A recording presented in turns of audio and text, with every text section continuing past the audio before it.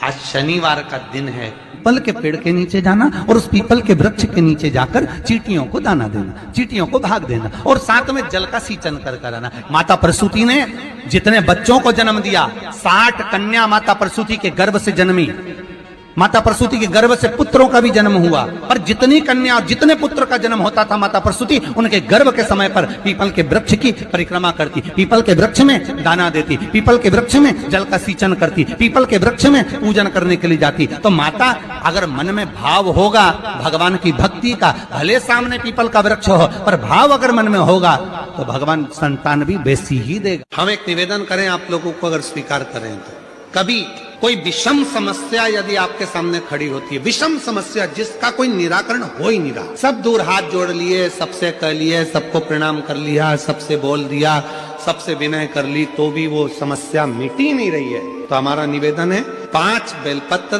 5 दुर्वा, 5 कनेर के पुष्प शिव जी को समर्पित कर उसी 1 लोटे जल से 5 बार शंकर भगवान को जल चढ़ाना प्रारंभ करिए।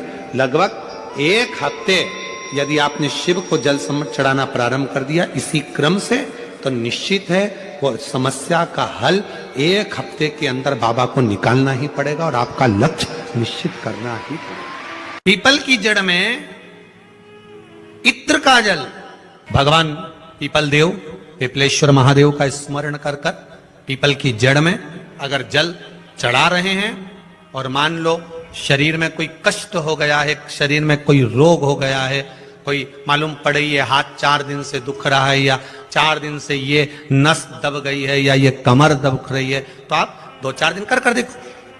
कलश के अंदर जल में इत्र का थोड़ा सा भाग, पीपल की जड़ के नीचे आप उसका सींचन करिए पिपलेश्वर महादेव के नाम से। उस जल को थोड़ा सा भाग लेकर आ जाओ उसी में से जो चढ़ाया है, और उस स्थान पर जहां कष्ट है उसको लगाना पड़ेगा। नारायण ने बोला, लक्ष्मी आज शनिवार का दिन है जिस दिन अपन इस दरिद्रता से मिलने के लिए पीपल के पेड़ के नीचे आए हैं।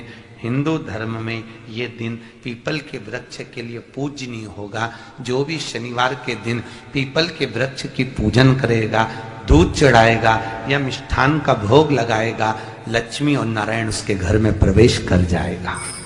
लक्ष्मी और नारायण उसके घर में प्रवेश करेगा, इसलिए नियम बनाया। कौन से दिन? शनिवार।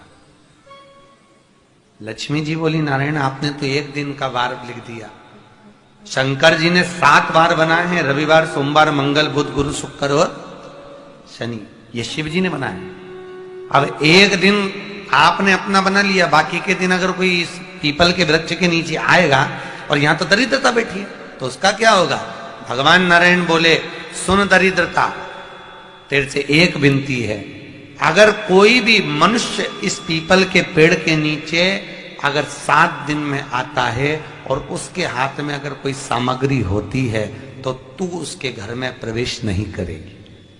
नियम है पीपल के वृक्ष का, या तो पानी का लोटा लेकर जाओ, कुंकू का चोपड़ा लेकर जाओ, शक्कर लेकर जाओ, या पेड़ के नीचे चींटी को डालने के लिए आटा ले जाओ, पर खाली हाथ पीपल के वृक्ष के नीचे कभी मत जाओ, कभी नहीं जाओ। खाली हाथ जाओगे तो दरिद्रता तुम्हारे घर में प्रवेश करेगी। दरिद्रता उठकर खड़ी होकर बोली, नारायण तुमने अपनी मनमानी करी है, एक दिन मुझे भी मेरा चाहिए। भगवान ने कहा, बोल कौन सा दिन चाहिए? दरिद्रता कहती है, रविवार के दिन इस पीपल के वृक्ष के नीचे मैं दिन भर नृत्य करूं, इसमें रहूं, और जो यहां आए रविवार को मैं उसके घर में प्रवेश करूं। भगवान ने कहा, ठीक है, दरिद्रता रविवार का दिन एक ऐसा दिन रहेगा जिस दिन तू इस पीपल के वृक्ष के नीचे नृत्य करेगी और जो आएगा इस पीपल के वृक्ष के नीचे तो उसके साथ प्रवेश करेगी। मैंने तुझे वर दिया। इसलिए हमारे यहाँ केवल पीपल का वृक्ष अगर दीवार में भी लग जाता है ना, किसी की फैक्ट्री की दीवार में, किसी के घर की दीवार में पीपल का वृक्ष अगर लग जाता है, पीपल का पौधा लग जाता है, उसको कितना भी तोड़ लो वो वापिस लग जाएगा, फिर तोड़ोगे फिर लग जाएगा। अगर पीपल के पौधे को तोड़ना है तो केवल रविवार का दिन एक नींबू, एक मिर्ची और बमूल का कांटा, ये 3 चीजें रखने के बाद में आधे घंटे बाद रविवार के दिन पीपल के पेड़ को उखाड़ कर फेंक दो। दूसरी बार कभी पीपल दीवार में लगता ही नहीं, कभी नहीं लग सकता। केवल एक रविवार का, केवल एक संडे, इतवार का। घर में दीवानों पर अगर पीपल लग भी गया है, इसलिए पीपल के वृक्ष को उखाड़ने का, अगर घर में पीपल लगा हुआ है या पीपल का पौधा हमारे घर में लग गया, उसको उतारना, निकालना, लगाना, तो पीपल के वृक्ष को अगर निकाला जाता है तो रविवार के दिन, और अगर पीपल के वृक्ष को कहीं लगाया जाता है तो सोमवार के दिन या मंगलवार के दिन, बुधवार के दिन, इन दिनों में लगा सकते पीपल के वृक्ष कहीं लगाना। शनिवार का दिन एक ऐसा दिन होता है जिस दिन पीपल के वृक्ष को कहीं जाकर लगाया नहीं जाता, क्योंकि शनिवार के दिन पीपल के वृक्ष के नीचे लक्ष्मी रहती है। हम अपने हाथों से अगर पीपल का वृक्ष किसी दूसरी जगह पर शनिवार को रोपित करते हैं तो हमारे घर की लक्ष्मी अपने घर से छिन्न होकर चली जाती है। इसलिए शनिवार के दिन पीपल लगाया नहीं जाता, किसी के घर जाकर उसको वापस पलटा नहीं जाता। लग गया उसको डाल। प्रभु मेरी धर्म पत्नी को कहां रखूं आप बताओ? वो तो जहां यज्ञ होता है, अनुष्ठान होता है, दान होता है, पुण्य होता है, सत्कर्म होता है, वहां जाने को तैयार नहीं। अब करूं क्या? भगवान ने बोला एक काम करो।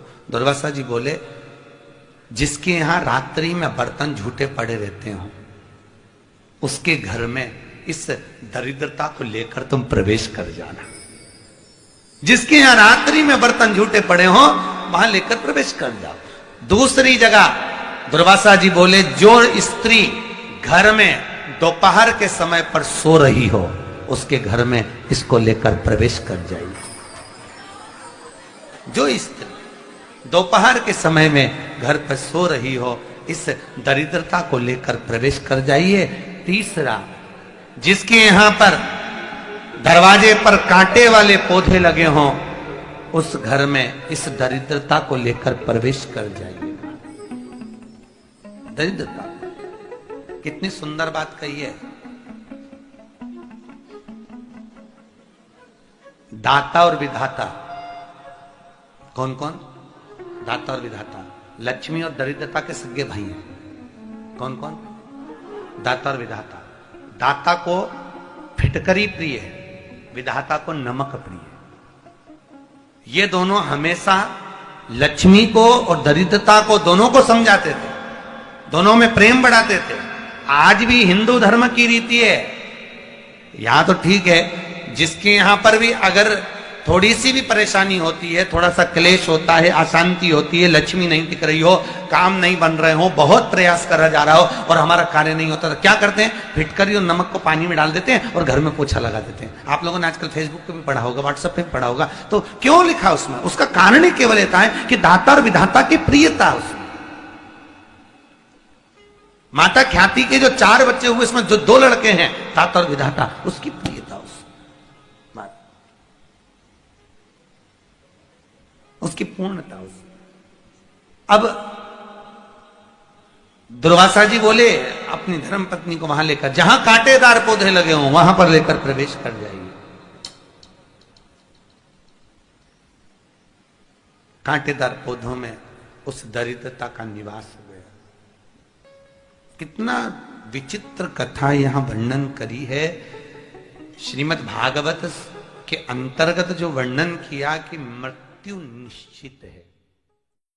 काशी में जो शिव जी की स्थापना कौन ने करी? काशी में जो शंकर भगवान बैठे उनकी स्थापना करी थी शनि महाराज। किसने करी थी? शनि महाराज ने। क्योंकि भगवान शनि महाराज को उनकी माता के द्वारा श्रापित हो गए और शनि महाराज कांपने लगे। शनि महाराज कांपते कांपते मैं जाऊं तो जाऊं कहां, करूं तो करूं क्या? महाराज शनि महाराज दौड़े और दौड़कर भगवान भोलेनाथ के पास पहुंचे। हे शंकर, त्रिकालदर्शी, कैलाशी, अविनाशी, कृपा करिए बाबा भोलेनाथ, कृपा करो। क्योंकि दुनिया में 33 करोड़ देवी देवता हैं जिनको शनि लग सकता है, केवल एक किसको छोड़कर? शिव को छोड़कर। राम जी को शनि लगा तो 14 वर्ष वनवास चले गए। कृष्ण को शनि लगा तो मथुरा छोड़कर द्वारका चले गए। शनि लगा। हनुमान जी को शनि लगा तो गुफा में बैठकर राम राम जपना पड़ा। शनि सबको लगता है, केवल शनि नहीं लगता तो एक मेरे महादेव को, मेरे भोले बाबा को नहीं लगता। शंकर के पास में शनि आ गए। शनि ने आकर कहा, भोलेनाथ कृपा करिए बाबा, मैं बड़ा कष्ट में हूं, मैं करूं क्या? बाबा भोलेनाथ ने कहा जा गंगा जी के तट पर काशी में जाकर एक शिवलिंग की स्थापना कर, उसकी आराधना कर और तेरा शरीर ठीक हो जाएगा, कष्ट नहीं भोगेगा। शनि महाराज ने काशी में जाकर शिव जी की स्थापना करी। आज भी नियम है, जिसको शनि लग जाता है एक काजल की डिब्बी ले लो और काजल की डिब्बी को 21 बार उतार कर उसको एकांत में जाकर जंगल आदि में एकांत में किसी पेड़ के नीचे इतना सा खड्डा खोद कर उसमें काजल की डिब्बी को डाल दो और मिट्टी से पूर दो, उस व्यक्ति का शनि समाप्त हो जाता है। काशी विश्वनाथ का नाम लेकर काजल की डिब्बी को 21 बार उतार कर अगर काशी विश्वनाथ का नाम लेकर शनि वाले व्यक्ति को अगर पेड़ के नीचे दबा दे, शनि समाप्त, शनि उसको परेशान नहीं कर सकता। काशी कितनी मूलता, शिव साधारण नहीं है। तो आपको पहले गरुड़ की घंटी का नाद करना चाहिए। उसका कारण ये होता है कि जितने देवी देवता हैं, घंटी की आवाज सुनते से ही उन देवताओं की दृष्टि हमारे ऊपर पड़ जाती है और हम जब दीप उठाते हैं, आरती निहारना प्रारंभ करते हैं, तो देवता हमको वर प्रदान करना प्रारंभ कर देते हैं।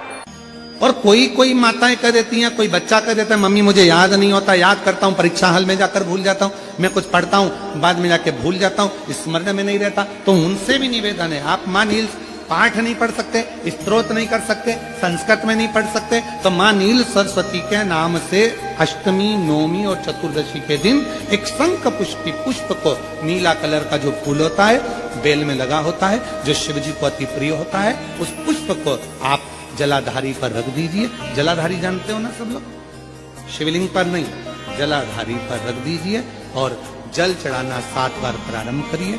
बाबा देव अधिदेव महादेव आपको याददाश्तता में प्रवर करेगा।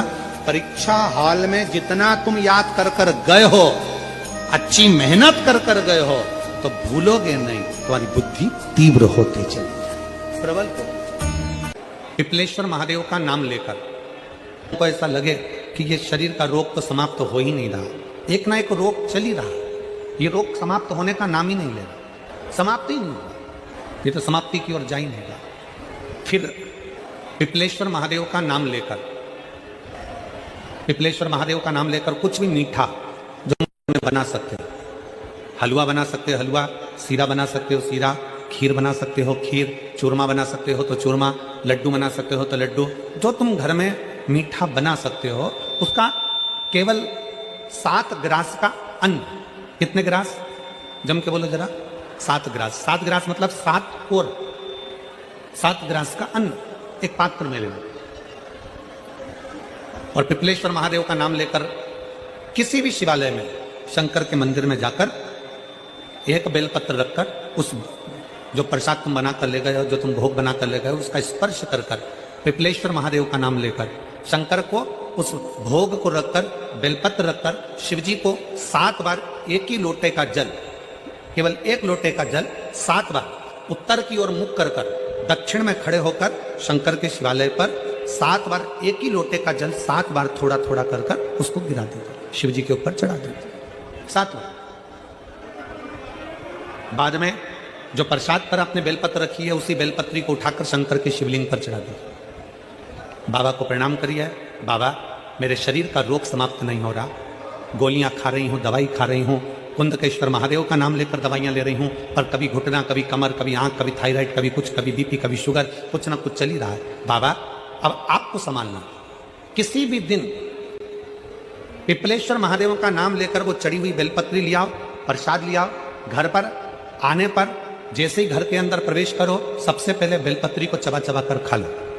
फिर वो जो प्रसाद है, उस प्रसाद को 7 गांठ से थोड़ी थोड़ी देर में 7 बार में उसको खा लेना। बाबा देवाधिदेव महादेव का नाम लेकर, पिपलेश्वर महादेव देव का नाम लेकर प्रणाम कर कर जल का आचमन, हाथ की हथेली में जल लेकर 7 बार आचमन कर लीजिए और शिव का, पिपलेश्वर महादेव का नाम ले लीजिए। धीरे धीरे 15 दिन लगेंगे और 15 दिन में बीमारियां अपने आप कम होना प्रारंभ हो जाएगी और बाबा आपका हाथ पकड़कर आगे बढ़ाएंगे। कि बीमारी खत्म ही नहीं हो रही, कभी पाँव में दर्द आ गया, कभी कमर में दर्द आ गया, कभी पीठ में दर्द आ गया, कभी सिर में दर्द आ गया, कभी आंखों में तकलीफ हो गई, कभी दमा चलने लगा, सांस चलने लगी, कभी डॉक्टर को दिखाया तो थायराइड हो गया, कभी मालूम पड़ा कि मेरा कोई ब्लड कम हो गया, कोई प्लेटलेट कम हो गई, कोई कुछ हो गया, कोई कुछ हो गया। डॉक्टर को दिखाओ, डॉक्टर जो दवाई दे कुंदकेश्वर महादेव के नाम से उसको खाओ। इंस्टाग्राम वालों ने, यूट्यूब वालों ने, फेसबुक वालों ने, टीवी वालों ने,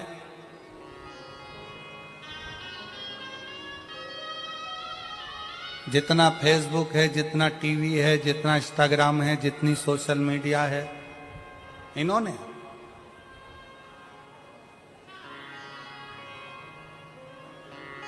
अभी नूतन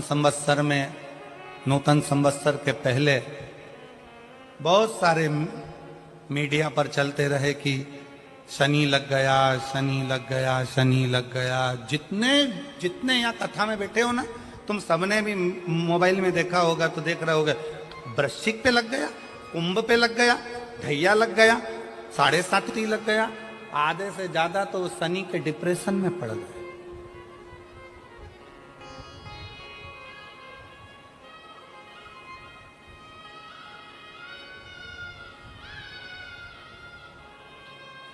अरे भाई, शिव महापुराण की कथा को उठाकर देखिए, दुनिया के लोगों को शनि लगता है, शनि को शंकर लगता है।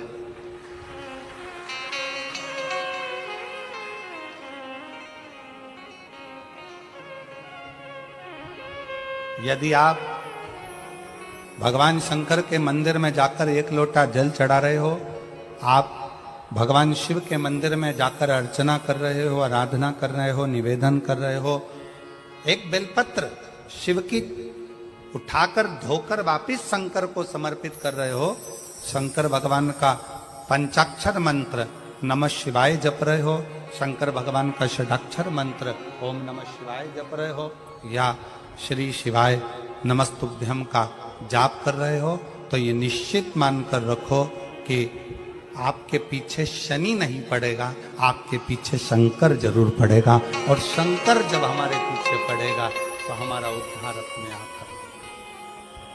शिव शिव है, शंकर शंकर की आराधना करी, यम के प्राण छूट गए, सूर्य नारायण भगवान ने शंकर जी की आराधना करी, स्वयं मंगल देव ने भगवान शिव की आराधना करी।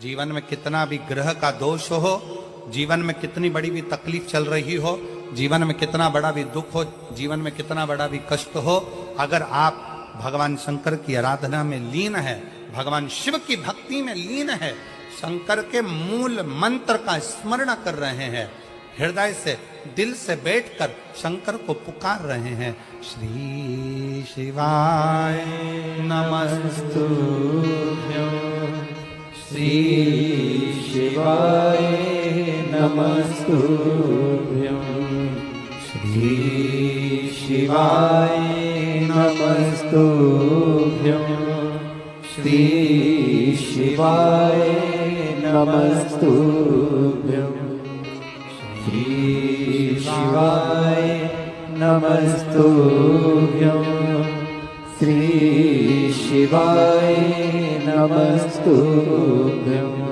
श्री शिवाय नमस्तुभ्यं, श्री शिवाय नमस्तुभ्यं। आप एक भरोसा रखकर यदि भगवान शंकर की आराधना में डूबे हो तो निश्चित कितना भी दुख हो, कितनी भी तकलीफ हो, कितना भी कष्ट हो, कितना भी जीवन में कितना बड़ा भी दुख तुम्हारे सामने आकर खड़ा हुआ है, हृदय से उस परमात्मा को अगर पुकारा गया है तो दुख कटा जरूर है, समाप्त जरूर हुआ है, शिव की कृपा जरूर, दुख कटेगा,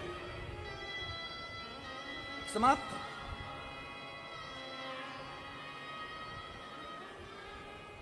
एक बहन बेटी है,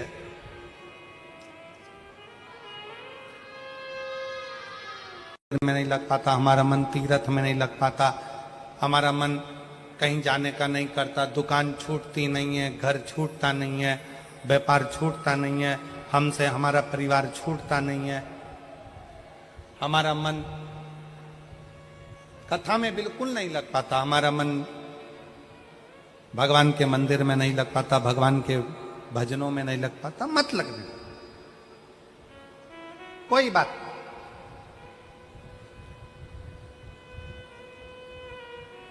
मन नहीं लग रहा ना कथा में, तुम्हारा मन कथा में नहीं लग रहा, तुम्हारा मन मंदिर में नहीं लग रहा, तुम्हारा मन भगवान के भजन में नहीं लग रहा, कोई बात नहीं, मत लगने। 11 इंद्रियों में 5 कर्मेंद्री है, 5 ज्ञानेंद्री है और 1 मन है।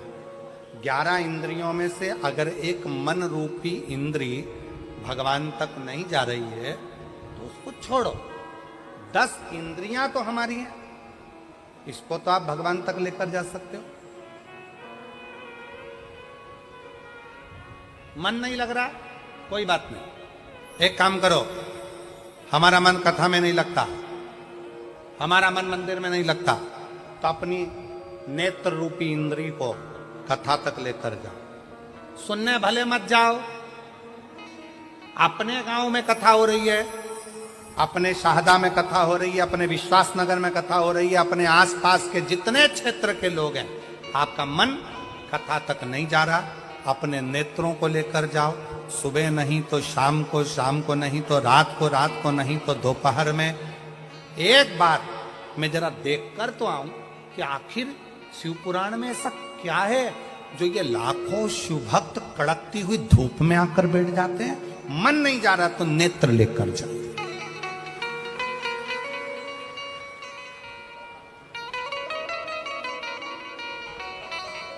ये पांव गलत जगह पर जाते हैं, मन नहीं मान रहा, इन पांव को गलत जगह पर लेकर जा रहा है। आप इसके संयम कर कर एक विचार करो कि मन कथा तक नहीं जा रहा तो इन पांव को कम से कम कथा के पंडाल तक लेकर जाओ। अपनी इंद्रिय है ना, मन कथा तक नहीं जा रहा तो इन हाथों को कथा सुनने के लिए लेकर जाऊं, और हो सके तो अपने घर से 2 पानी की बोतल भरकर लेकर जाऊं। रास्ते में अगर कोई प्यासा मिल गया ना तो उसके बच्चों को अपने बोतल का पानी पिलाकर फिर कथा में पहुंच जाओ। आटो किससे रहोगे? श्रवण। मन कथा तक नहीं जा रहा तो अपने कानों को ऐसा बना लो, कथा सुनूंगा, जितनी देर वहां पर गया जाकर जरा सुनूं तो सही सियोर वाला महाराज बोल क्या रहा। कानों को थोड़ी सी देर लगाने का प्रयास करो। मन नहीं लग रहा ना, मत लगने दो। अपनी इंद्री कान तो है, अपनी इंद्री नेत्र तो है, अपने इंद्री चरण तो है, अपनी इंद्री हाथ तो है। कथा में पहुंच गए, सब लोग बोल रहे थे क्या? श्री शिवाय नमस्तुभ्यं, श्री शिवाय नमस्तुभ्यं। है मात्र शमी का पत्ता समर्पित कर दें। भले महीने में 2 बार चढ़ाओ, हफ्ते में 1 बार चढ़ाओ, तुम्हारा मन पड़े तो हफ्ते में 2 बार चढ़ाओ। ज्यादा बीमारी है, शमी का पत्ता एक शिवजी के शिवलिंग पर, और एक पत्ता जहां से पानी बहकर नीचे गिरता है ना, जलाधारी में से शिवजी पे जल चढ़ाया, जैसे इस पर जल चढ़ाया तो ये पानी बहकर नीचे आता है, तो जहां गिरता है एक पत्ता शिवलिंग के ऊपर और एक पत्ता जहां से जल नीचे गिरता है वहां। अगर ज्यादा बीमारी है और ऐसा लग रहा है कि डॉक्टर कह रहे हैं कि तबीयत ज्यादा खराब हो सकती है, जांचे जाएगी, ये होगा वो होगा, तो एक पत्ता शमी का ऊपर, एक पत्ता जलधारी जो बहकर नीचे आता पर चढ़ाना। शमी का पत्र रोग मुक्ति के लिए जब चढ़ाया जाता है तो भगवान शंकर का अवधूतेश्वर महादेव का नाम लेकर चढ़ाया जाता है। कौन सा महादेव? जम के बोलो जरा। अवधूतेश्वर।